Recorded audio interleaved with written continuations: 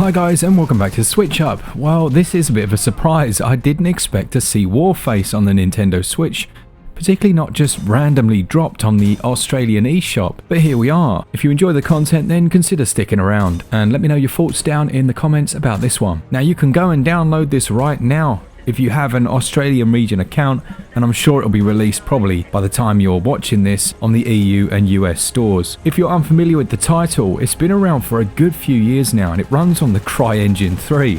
So all the little comments, can the Switch run Crysis? It probably could now, but how's it gonna look? Well, let's find out.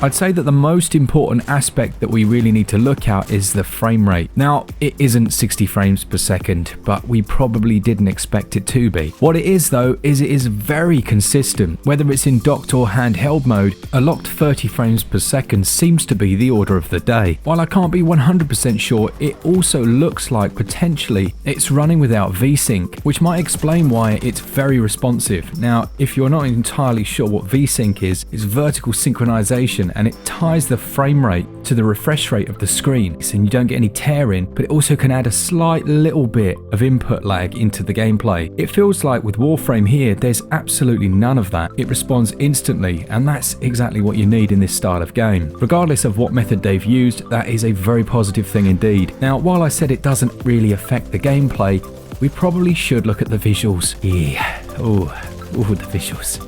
Now, I am and have been for a long time a big PC nerd, and I do like everything maxed out. Sometimes a 4K resolution, but usually 1080p and just 60 plus, usually 120 frames per second. Yeah. Again, it looks like they've made a choice. When in docked mode, the game is running really well, but the visuals have taken a serious hit. If you look on the edges of every surface, the aliasing, that's the jaggy lines, is very evident. But when you introduce anti-aliasing into an image, that generally can give, especially if it's post-processing, can give the image a bit of a blurry look. Now, perhaps they've gone with the option of having low or very, very little anti-aliasing to ensure we remain with a nice crispy image, which is important when you're on a first-person shooter game online, trying to pick out small details in the distance or players running around. And it is for the most part quite clear. However, as soon as you go into handheld mode, it takes a visual drop. It's still not terrible and the performance is still nice and slick, as you can see, but the blurriness is much more real when in handheld mode. Thankfully, as I said, that low input latency means it's still very playable. Now, despite the good performance for the majority of the time, it's not always the case. When there are smoke effects or explosions on the screen, you will notice a slight jitter or drop at times, particularly, however, when you're playing in online co-op. Now, the main reason for the performance drop in that mode is that you've got about 5 or 6 of you in your team.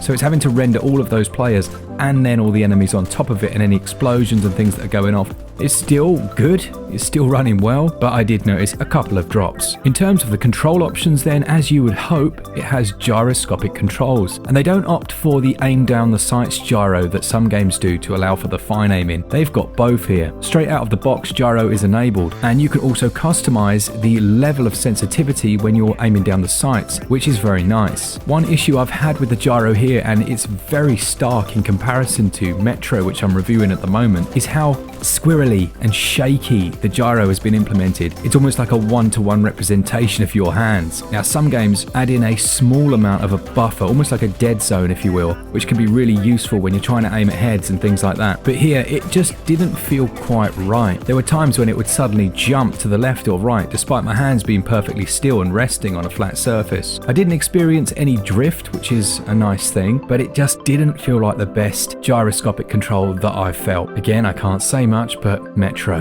man. Environmental detail, for the most part, has taken a significant hit. While shadows do remain and they look okay, the textures on every surface, the mud is real, and much of the lighting effects that the CryEngine 3 can do have been removed or dropped right down. In terms of network latency and online matches though, things are looking good. I didn't experience any lag or stutter with any of the matches I played, didn't receive any dropouts, and despite, again, probably playing with majority of Australian players, there was very little input lag caused by network latency, and overall it just felt very crisp and tight. Back to the controls, and there's one other thing that most people do like to know, and that's whether or not you can remap the X and Y axis, and you can do everything. Like literally, they have opened up the gyro and other controls, unlike many games I've seen before, and they've really allowed you to tweak it. I wonder if that's because they feel they haven't quite got it right, because it doesn't feel quite right to me, but it's a nice thing to have in there. Once you've got to grips with the feeling of Warface on Switch, you can actually be quite accurate. Spatial audio is handled really well.